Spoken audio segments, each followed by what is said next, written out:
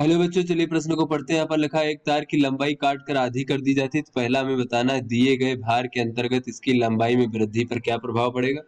दूसरा हमें बताना है कि अधिकतम भार पर जो वह वहन करती है उस पर क्या प्रभाव पड़ेगा। बच्चों, जो वह वहन करती है उस पर क्या प्रभाव पड़ेगा। तो चलिए बच्चों, इस प्रश्न की मूल अवधारणा को हम देख लेते हैं। तो बच्चों, हम यहाँ पर देख लेते हैं इस प्रकार से। मान लीजिए ये हमारा कोई तार है बच्चों, जिसकी प्रारंभिक लंबाई L है बच्चों, इस प्रकार से। और अगर बच्चों इसका जो क्षेत्रफल है वो A है, इस प्रकार से। और इस पर बच्चों अगर F बल लगाया जाता है तो इसमें जो लंबाई में वृद्धि है बच्चों, इस प्रकार से, उसको हम स्मॉल L मान लेते हैं। तो यहाँ पर यंग प्रत्यास्था गुणांक क्या हो जाएगा बच्चों, ये हो जाएगा प्रतिबल बटे बच्चों विकृत, इस प्रकार से। तो ये हो जाएगा FL भागे A गुणे स्मॉल l।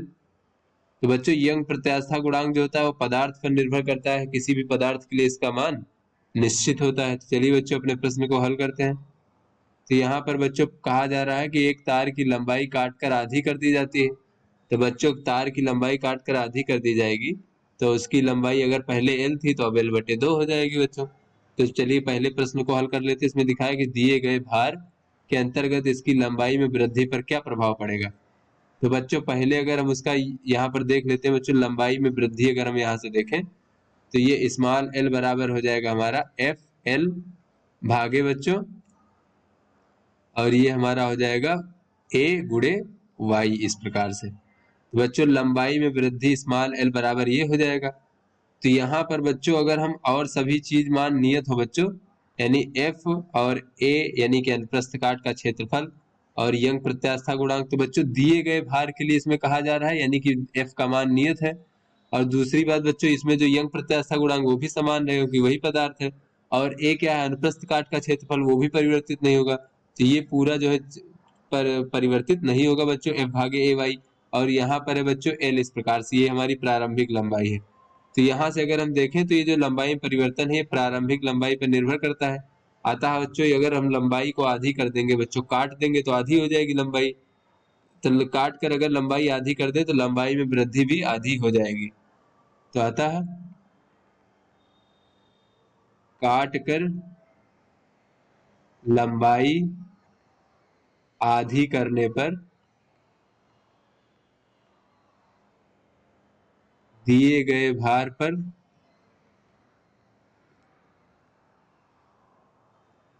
या फिर बच्चों कह लें दिए गए भार के लिए लंबाई में जो वृद्धि है बच्चों वो भी आधी हो जाएगी, क्योंकि वो अनुकूलानुपाती होती है लंबाई पर। वृद्धि भी आधी हो जाएगी। तो बच्चों ये हमारा पहला उत्तर हो गया। अब दूसरा उत्तर देख लेते हैं। तो इसमें कहा जा रहा है कि अधिकतम भार पर जो वह वहन कर सकती है उस पर क्या प्रभाव पड़ेगा। तो बच्चों यहाँ से अगर हम भार देखें जो ये वहन करता है तार, तो बच्चों भार F बराबर क्या हो जाएगा, F बराबर यहाँ से हो जाएगा बच्चों AY भागे F। यहाँ पर देख लेते हैं F बराबर AY, और बच्चों ये हो जाएगा स्मॉल L बटे कैपिटल L। तो बच्चों A तो हमारा अनुप्रस्थ काट का क्षेत्रफल है। तो बच्चों अगर ये हमारा अधिकतम F क्या है, अधिकतम भार जो ये वहन करता है, तो बच्चों ये A अनुप्रस्थ काट का क्षेत्रफल है जो कि दोनों स्थितियों में समान है। Y यंग प्रत्यास्था गुणांक है, ये भी समान है। और स्मॉल L भागे कैपिटल L क्या है बच्चों, ये हमारी विकृति है। तो बच्चों विकृत का मान भी समान रहेगा, क्योंकि अगर लंबाई आधी हो जाएगी तो लंबाई में वृद्धि भी आधी हो जाएगी। तो इन दोनों का अनुपात जो है ये भी समान रहेगा।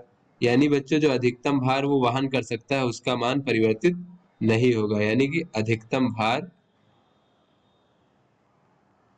जो वह वहन कर सकता है,